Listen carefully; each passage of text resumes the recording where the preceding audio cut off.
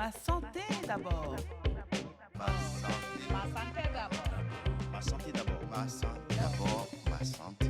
Bonjour et bienvenue à tous pour cette nouvelle édition de Ma Santé d'abord, le programme conçu pour répondre aux questions que vous vous posez sur votre santé et bien évidemment comment la protéger. Aujourd'hui, Ma Santé d'abord s'intéresse au dépistage du VIH, virus de l'immunodéficience humaine. Pour faire le tour de cette thématique avec moi sur ce plateau, deux spécialistes. Bonjour professeur Bouvet, docteur Rioux. Bonjour. Merci d'avoir accepté notre invitation. Donc, professeur Elisabeth Bouvet, vous êtes responsable du centre de dépistage à l'hôpital Bichat. Oui. Et vous êtes également médecin des maladies infectieuses. Oui. À vos côtés, votre confrère, le docteur Christophe Rioux.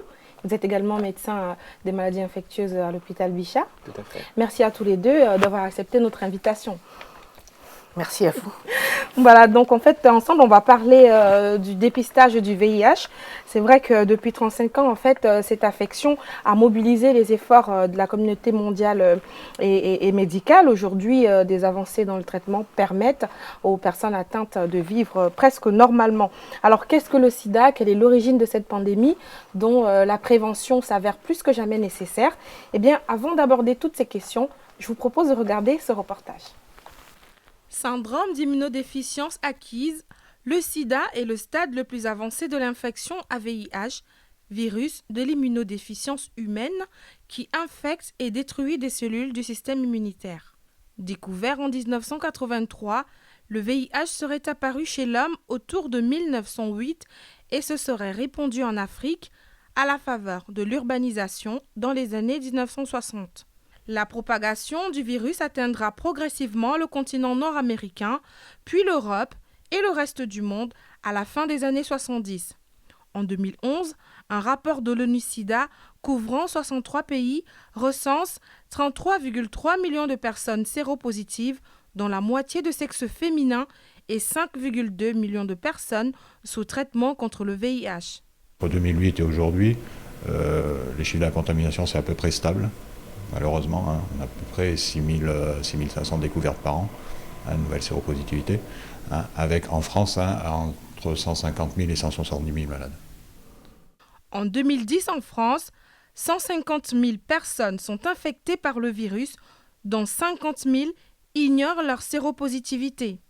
Bien que chaque jour on enregistre 7 100 nouvelles infections, de grandes avancées ont été réalisées.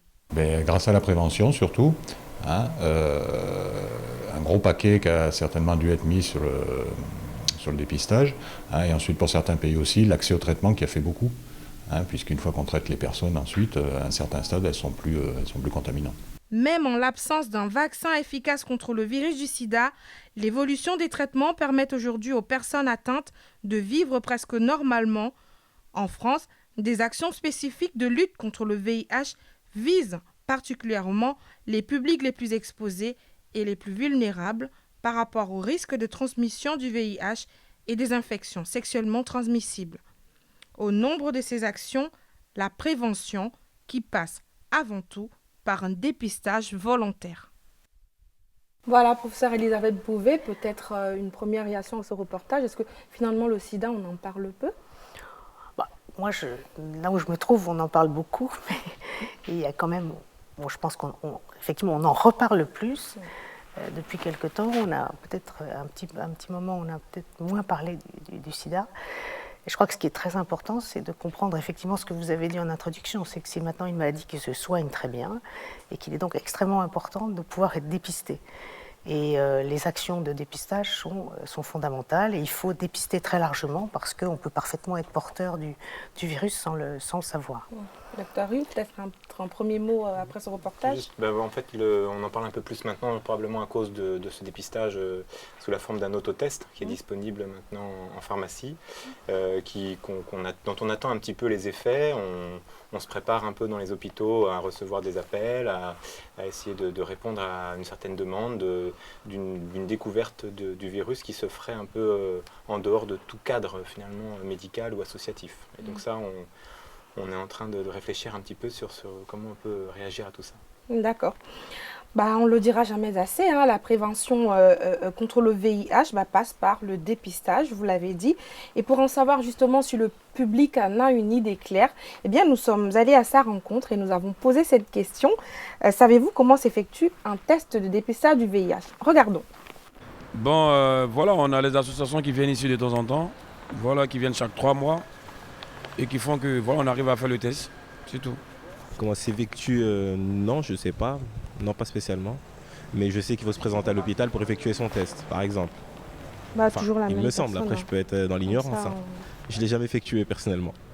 On se rend dans un centre et puis on prend rendez-vous et on se fait faire une prise de sang et voilà.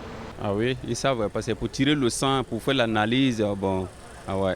Déjà par le dépistage, par une prise de sang et je sais pas, est-ce qu'il y en a d'autres sortes aussi de dépistage? Alors, professeur Bouvet, vous qui êtes responsable d'un centre de dépistage, est-ce que les gens finalement ont une idée assez claire du dépistage? Oui, ils ont bien compris que le dépistage, ça se fait dans le sang, puisque dans le sang, on repère les anticorps qui prouvent qu'il y a une infection ou qu'il n'y en a pas. Donc, effectivement, le dépistage se fait sur une prise de sang. Ce qu'il faut savoir, c'est que cette prise de sang peut être une prise de sang classique, où on prend un tube de sang, ou sinon une prise de sang au bout du doigt, comme on voit dans un reportage précédent, où je prends juste une goutte de sang. Et puis aussi, ce dépistage peut se faire maintenant par la personne elle-même avec un autotest, mais c'est toujours sur du sang. D'accord. Alors, docteur Rioux, il y a quand même certaines personnes qui nous disent ne jamais avoir entendu parler de dépistage, c'est quand même assez incroyable. Oui, c'est incroyable. Mais comment ça pourrait s'expliquer Je sais avec pas, tout ce qui est fait autour On n'est peut-être pas assez, on ne met pas assez d'informations, on ne diffuse pas assez d'informations du dépistage. Surtout que maintenant, donc c'est vrai que le test, ce que la personne disait, c'est qu'il fallait prendre rendez-vous, etc.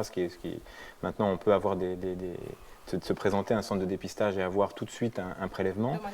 De manière spontanée, voilà. Alors bon, il y a des horaires toujours, c'est un peu, il y a quand même quelques limites, mais on peut avoir des tests assez rapidement, avec une prise de sang ou surtout avec un autotest, un test rapide, un TROD, qui se fait au centre de dépistage et dont là, on a les résultats dans quelques minutes. Donc ça, c'est très rapide. Voilà. Donc on aura l'occasion de revenir justement sur les TROD. Les personnes que nous avons rencontrées ont posé un certain nombre de questions, nous ont fait part de certaines préoccupations. Eh bien, nous avons réuni en fait ces questions dans des séries. Et je vous propose de découvrir la première série qui est évidemment adressée aux spécialistes que vous êtes. Quand est-il recommandé de faire le dépistage des sida?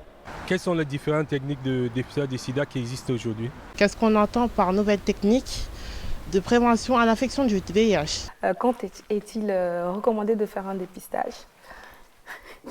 Je crois que tout le monde devrait se faire un jour un dépistage du VIH, sachant que c'est important de savoir si on est infecté ou pas par le VIH. C'est étonnant que les gens se posent la question de cette manière.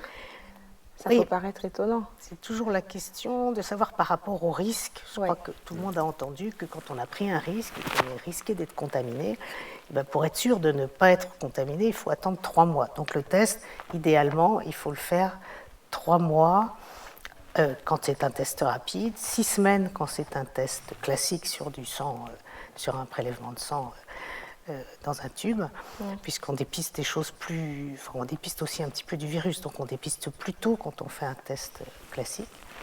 Donc c'est 3 mois ou 6 semaines si on a pris un risque déterminé, qui sont les dates recommandées pour attendre, pour être sûr de ne pas être contaminé. D'accord. Docteur Rioux, par exemple, on avait aussi une préoccupation sur les différentes techniques. Alors les différentes techniques, on les a déjà un petit peu dit, il y a le sang total avec un tube, et donc là on a un petit délai pour avoir les résultats, il faut voir un médecin, il faut revenir chercher les résultats, donc ça c'est en quelques jours, la plupart du temps on dit une semaine, et puis après il y a le TROD, donc au bout du doigt, qui est fait par l'infirmière ou le médecin du centre de dépistage par exemple, ou dans les services de maladies infectieuses. Là on a les résultats en quelques minutes, et puis la troisième technique c'est l'autotest qui est sur le même mode que le TROD, c'est-à-dire on se pique le bout du doigt soi-même, et on fait le test, c'est assez simple, on a les résultats également en quelques minutes. Mais on les trouve où les autotests? Donc les autotests maintenant on les trouve en pharmacie, ils sont disponibles, ils sont pas gratuits, c'est entre 25 et 30 € à peu près.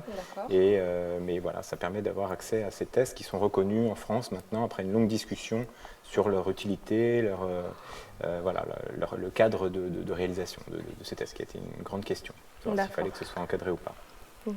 Ok, alors, professeur Bouvet, on a aussi entendu parler des nouvelles techniques, je vais y arriver, hein, des nouvelles techniques de prévention du VIH. Peut-être on pourrait en dire un petit mot à l'égard de ceux qui nous regardent. Oui, je pense que quand on pense à nouvelles techniques, il s'agit en fait de prendre des médicaments, c'est-à-dire que les personnes qui prennent des risques, on sait que si elles prennent un traitement, un médicament qui est un médicament contre le VIH, eh bien, on réduit ce risque de transmission. Et donc, pour l'instant, en France, ce n'est pas encore diffusé, mais il y a des pays, notamment aux États-Unis, où cette technique qu'on appelle la PrEP, c'est-à-dire un traitement préventif de l'infection VIH, est disponible pour certaines populations particulièrement à risque d'être contaminées. C'est un traitement lourd ? Non, c'est un traitement qui se prend sous forme de 1 comprimé par jour, qui représente en fait 2 médicaments qui sont sous forme de 1 comprimé. Donc c'est pas lourd, mais ça suppose d'être pris tous les jours de façon régulière pour être réellement efficace. Et en fait, il est destiné à quel public? Est-ce qu'on a un accès facile Alors, à ce type de traitement? Comme je vous disais, actuellement en France, il n'y a pas encore de recommandation ni d'accès à ce traitement. L'idée, c'est de pouvoir permettre à des personnes qui, malgré toutes les recommandations de prévention qu'on peut faire, prennent des risques, notamment les populations gays qui ont beaucoup de partenaires sexuels et qui ne prennent pas toujours toutes les précautions, et ou des personnes qui ont une activité sexuelle, des prostituées ou des personnes comme ça, ou des personnes qui vivent avec quelqu'un qui est infecté par le VIH. Et pour éviter qu'elles ne soient contaminées, elles peuvent avoir accès à ces traitements. Là, c'est intéressant de noter que la prévention est possible. Alors, la prévention médicamenteuse, effectivement, avec des médicaments. Mais il y a d'autres préventions. Il y a la prévention classique, c'est comme le préservatif. Oui. Donc ça marche bien quand même quand on en parlera également. On revient un petit peu aux fondamentaux. Et puis, il y a aussi un autre type de prévention, c'est le fait de dépister les gens et de les traiter. Parce que si, dans l'idéal, on traitait tout le monde, toutes les personnes qui étaient porteuses du VIH, le risque de contamination dans ces cas-là diminue de façon très importante quand on prend bien son traitement, quand on est indétectable, c'est-à-dire qu'on ne retrouve plus le virus dans le sang grâce aux médicaments, eh bien on n'est plus contagieux, et ça c'est aussi une manière de prévenir les contaminations. Je vous propose de prendre la deuxième série de questions. Plus spécifiquement, comment se déroule un dépistage dans un centre de dépistage anonyme? Quels sont les autres grands centres de dépistage de la région parisienne? Voilà. Ça, c'est spécial dépistage. Oui, tout à fait. Donc, en fait, pour la première question, alors, plus spécifiquement, comment ça se passe, docteur Bouvet, vous qui êtes au cœur, j'allais dire, du dispositif au quotidien? Bien, ça se passe simplement. En général, ça dépend la plupart des centres, mais la plupart, je pense, c'est sans rendez-vous. C'est-à-dire que les gens viennent quand ils veulent, à condition que le CDAG soit ouvert, un centre de dépistage soit ouvert. Donc, c'est assez facile de savoir les horaires quand on voit. Oui, c'est ce que je veux dire. Je ne peux pas donner les horaires de Bichard, parce que c'est un peu compliqué, parce que tous les jours, c'est différent. Et le mieux, c'est d'aller sur le site de SIDA Info Service ou de téléphone. On le mettra. Il faudra mettre le site de SIDA Info Service où il y a tous les centres de dépistage en fonction des départements, et à Paris notamment, mais dans tous les centres de dépistage. Et là, vous trouverez les horaires et c'est régulièrement mis à jour. Très bien. Donc, parce que c'est très variable selon les centres de dépistage. Et donc, en général, c'est sans rendez-vous. Les personnes viennent et actuellement, c'est un test qui est fait de façon anonyme, c'est-à-dire qu'on vous donne un numéro et avec ce numéro, donc vous voyez en général un médecin ou une infirmière qui va vous poser un certain nombre de questions. Et en fonction de ces questions, on va pratiquer le test de dépistage qui est approprié compte tenu de votre situation. Parce qu'on dépiste le VIH, mais on dépiste aussi d'autres choses. Les hépatites, l'hépatite B, l'hépatite C, les autres maladies sexuellement transmissibles comme la syphilis ou d'autres maladies sexuellement transmissibles. Donc ça, on va, si vous voulez, c'est en fonction de la situation de chaque personne qu'on va proposer le bon dépistage ou les bons dépistages. Ensuite, une fois que cette évaluation a été faite, le prélèvement est fait, donc soit un test rapide, comme on l'a vu, soit un test sanguin, soit d'autres tests. Et si c'est un test rapide, on a le résultat immédiatement, comme on l'avait dit. Si c'est un test sanguin, en général, on vous donne votre numéro et vous revenez dans les 8 jours pour rechercher le résultat, toujours en général sans rendez-vous. Et là, c'est un médecin qui vous rend le résultat avec l'interprétation du test. Justement, vous parlez du médecin. J'aimerais savoir, docteur Rioux, quel est le rôle du médecin dans le dépistage? Dans la première partie du dépistage, quand on reçoit les gens, c'est de savoir quelle prise de risque ils ont pris dans les jours précédents, les semaines précédentes, pour calculer effectivement le risque de contamination. Et puis au rendu du résultat, c'est d'expliquer, bon, bien sûr si c'est positif, qu'il y a une prise en charge, qu'il va falloir être suivi, etc. Et puis si c'est négatif, d'expliquer comment éviter de prendre des risques, de savoir également s'il ne faut pas refaire un test parce que le risque était trop précoce par rapport au test qui a été fait. Voilà, donc ça c'est un peu l'encadrement du résultat. J'aimerais peut-être juste revenir sur l'anonymat qui peut être un frein pour certains justement quant à savoir s'ils se prêteraient ou pas au dépistage.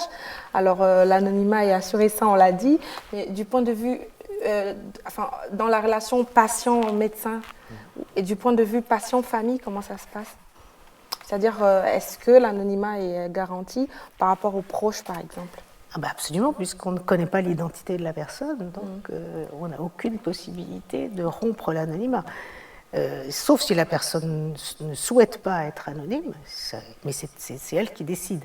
Puisque, je le signale parce que ça va changer, c'est-à-dire qu'à partir de janvier 2016, les CDAG vont s'appeler des CGID, et là, la personne aura le choix d'être dépistée soit anonymement, soit avec son identité. Mais de toute façon, que ce soit anonyme ou non pour le centre, aucune information n'est donnée aux proches, ni aucune personne autre que la personne elle-même qui vient chercher son résultat. Ok. Alors, peut-être juste donner quelques grands centres de dépistage en région parisienne. Effectivement, vous avez parlé du site, mais juste comme ça, pour que les gens puissent savoir, peut-être pour ceux qui n'auraient pas accès immédiatement au site. Il y a des centres de dépistage qui sont dans des hôpitaux, c'est le cas de Bichat, de Saint-Louis, de la Pitié-Salpêtrière, de Tenon, etc., de la Riboisière. Donc il y a beaucoup de centres hospitaliers, puis il y a des centres qui sont non hospitaliers, comme l'Institut Fournier, l'Institut Arthur Verne dans le 14e. Voilà, donc ça, à Paris, il y a beaucoup de centres, il y a au moins une vingtaine, ou peut-être plus même, de centres de dépistage qui sont, je vous dis, soit hospitaliers, soit non hospitaliers. Ok, je vous propose de prendre la dernière série de questions. Dites-moi, un test de dépistage gratuit, comment ça marche ? Pouvez-vous nous expliquer en détail comment se passent vos opérations de TROD, où et auprès de quel public, s'il vous plaît ? Voilà, test de dépistage gratuit peut-être. Insister un tout petit peu plus, on en a parlé au début, on en a déjà parlé, mais comme on dit, la répétition c'est peut-être l'ami de la mémoire. Docteur Rioux. Donc, quand on va au CDAG, le test se fait le jour de son arrivée, après un entretien avec le médecin ou l'infirmière, et puis on fait soit une prise de sang classique, soit un test au bout du doigt, et dans ce cas-là, on a les résultats au bout de 8 jours si c'est un test classique, on va dire, et sinon dans les minutes qui suivent avec un test au bout du doigt, donc un TROD. D'accord. Est-ce qu'un second test est proposé, un second test ? Alors, ça dépend de la prise de risque. Si la prise de risque date de plus de 3 mois et qu'on fait un TROD et qu'il est négatif, il n'y a pas besoin de refaire de test puisqu'on est sûr qu'on n'est pas contaminé ou en phase d'incubation. Si on a pris un risque plus précoce par rapport au test, bien là, le médecin, en calculant un petit peu les choses, va dire si ce serait mieux de refaire un test dans 1 mois, 2 mois, etc. Et comment ça se passe l'orientation justement pour la prise en charge dans le cas d'un test Quand on découvre quelqu'un qui est positif, par exemple, en général, donc on a une filière, le centre de dépistage, en tout cas nous à Bichat, c'est facile puisque notre service de maladies infectieuses est à côté du centre de dépistage. On adresse en général la personne à un médecin qui va le prendre en charge très rapidement, dans les quelques jours qui suivent, parfois le lendemain, en fonction des possibilités, mais c'est très rapide. Et puis donc là, la personne qui souvent vient d'apprendre la nouvelle un peu de façon un peu difficile, donc a besoin d'être un peu entourée, qu'on lui apporte des explications, on a des psychologues, des assistantes sociales, on a un nombre de professionnels de santé qui sont là pour l'aider, et en général, ça marche bien. Justement, professeur Bouvet, j'aimerais revenir sur cet accompagnement psychologique qui me semble quand même important. Oui, c'est toujours une nouvelle qui est difficile, qu'il faut assumer, il faudra vivre avec. Donc, je pense que c'est important, effectivement, que la personne puisse, elle n'est pas toujours demandeuse, mais qu'elle puisse avoir la possibilité de parler avec quelqu'un, d'être accompagnée. On ne laisse jamais quelqu'un partir avec un résultat comme ça, sans être accompagné, sans pouvoir en reparler les gens qui vont éventuellement s'en occuper, avec une psychologue qui connaît bien la maladie, qui va pouvoir rassurer la personne sur le fait que c'est une maladie maintenant qui se prend en charge de façon tout à fait organisée et que une fois que les examens initiaux sont faits, il y aura un traitement et dans la très très très grande majorité des cas, tout va se passer extrêmement bien. Donc il faut rassurer la personne, il faut parler avec elle, il faut l'accompagner, il faut avoir de l'empathie, de la sympathie pour elle, il faut être présent. Tout à fait. Donc, docteur Rioux, il n'y a aucune crainte à avoir à se faire dépister. Hein, il n'y a aucune crainte à Aucune avoir. crainte. Voilà. D'abord pour se rassurer si le test est négatif et bien sûr si le test est positif, de pouvoir être très rapidement pris en charge pour pouvoir avoir accès au traitement très rapidement et ainsi reprendre une vie, vous avez dit quasi normale, mais moi je dirais même normale. Hein. Il y a plein de gens qui prennent des médicaments pour d'autres maladies et avec ces traitements-là qui sont maintenant très, très bien tolérés, on mène une vie tout à fait normale. Bien sûr, il vaut mieux ne pas avoir le virus et se prévenir hein, avec tout ce qu'on a dit éventuellement avant. Mais une fois qu'on a le virus, bien sûr, on va vivre avec jusqu'à la fin de sa vie. Jusqu'à présent, en tout cas, il n'y a pas d'autre solution et donc il faut pouvoir bénéficier des traitements le plus vite possible. Voilà. Donc, alors, c'est à retenir, hein, la prévention du VIH-Sida passe essentiellement par des rapports sexuels protégés, ça il faut le dire, protégés donc par des préservatifs et par la prise en charge des personnes contaminées, et une prise en charge qui permet une mise sous traitement lorsque cela devient nécessaire. Voici à présent l'œil extérieur. Avec le progrès de la science, avec les traitements qui arrivent, le sida est devenu presque invisible. Justement, c'est là l'erreur, franchement. On pense que voilà, le sida s'est éloigné. C'est vrai que la trithérapie maintient maintenant les personnes concernées, je ne dirais pas en bonne santé, mais en tout cas en bonne forme. Et on essaie donc de tirer la sonnette d'alarme pour dire que voilà, le virus est toujours là. Hein. En France, il y a toujours 6000 contaminations par an, donc il y a de nouvelles contaminations. Donc cela veut dire que ça n'a pas trop bougé. C'est vrai, ça a stagné un peu, mais ça n'a pas trop bougé. Donc c'est pourquoi on est là pour rappeler toujours que voilà, si ça ne se voit pas, le sida à l'œil nu maintenant, mais le sida est toujours présent, quoi. Donc plus que jamais, on ne cesse de dire voilà, il faut de la prévention, il faut de la prévention. Voilà, alors professeur Bouvet, est-ce que finalement, comme on l'entend dans ce reportage, le sida passe presque inaperçu? C'est peut-être important de rappeler que ce n'est pas parce qu'il ne se voit pas, comme qu'on pourrait se voir d'autres affections, qu'il est inexistant. Oui, c'est pour ça qu'il faut dépister, c'est pour ça qu'on appelle ça du dépistage, parce qu'effectivement, c'est ce qu'on appelle indiscriminé. Si vous voulez, toute personne doit être dépistée. Et je crois qu'effectivement, c'est difficile de faire passer les deux messages en même temps, mais il faut les faire passer quand même. Et qu'à la fois, c'est une maladie qui s'est banalisée, qu'on traite très bien, et finalement, les traitements sont bien tolérés. Un comprimé par jour, c'est pas grand-chose. Et en même temps, il faut se protéger contre cette maladie. Donc, parce qu'il y a encore beaucoup de gens qui ne sont pas dépistés, donc qui risquent de contaminer d'autres personnes sans le savoir. Que malgré tout, tant qu'on n'est pas dépisté, on peut faire une complication de cette maladie et de façon qui ne prévient pas. Donc je pense qu'il est important de dépister le plus rapidement possible. Et en même temps, le message qui est vraiment un message d'espoir, c'est que lorsqu'on est dépisté tôt, eh bien, on peut être traité tôt et on n'est plus contaminant. Et on espère, hein, il y a beaucoup de gens maintenant, et notamment de pays et de villes comme Paris, où on a des grands programmes qui visent peut-être à avoir zéro contamination d'ici quelques années, en essayant de repérer toutes les personnes contaminées, de les traiter très vite, tout de suite, et donc de faire cesser l'épidémie. Docteur Christophe Rioux, peut-être un dernier mot pour sortir de cette thématique? Juste pour dire qu'il faut, un dernier mot, c'est qu'il faut faire le dépistage, ça c'est très important. Je crois qu'il y a eu quand même un effet du fait des traitements très, très faciles à prendre et dans l'ensemble bien tolérés. Un relâchement à un moment des conduites, on l'a vu, hein, il y a eu des remontées d'infections sexuellement transmissibles et tout ça. Il faut quand même effectivement parler, de dire que certes le virus, quand on est infecté, quand on prend un traitement, on peut vivre à peu près normalement, mais on garde quand même le virus toute sa vie. Les médicaments ont quand même des effets secondaires, maintenant moins importants, mais on n'est pas à l'abri d'effets secondaires au point de vue individuel. Donc il faut quand même parler de la prévention, c'est très important, il faudrait qu'on en parle plus, je pense. Professeur Bouvet, je vous remercie infiniment d'être passé nous voir dans ce studio. Merci à vous. C'est important de pouvoir témoigner, de rappeler l'importance et du dépistage et de rassurer les personnes. Elles ont intérêt à être dépistées. Voilà. À vos côtés, il y avait le docteur Rioux. Je vous remercie également d'avoir accepté notre invitation. Merci à vous de nous avoir invités. Donc, vous pouvez retrouver toutes les informations utiles sur le dépistage du VIH sur le site de l'INPES, dont le site s'affiche sur votre écran, ou composez le numéro vert qui s'affiche également sur votre écran. Je vous dis à très bientôt pour une nouvelle édition de Ma Santé d'abord. Ma santé d'abord. Ma santé. Ma santé d'abord. Ma santé d'abord. Ma santé d'abord. Ma santé.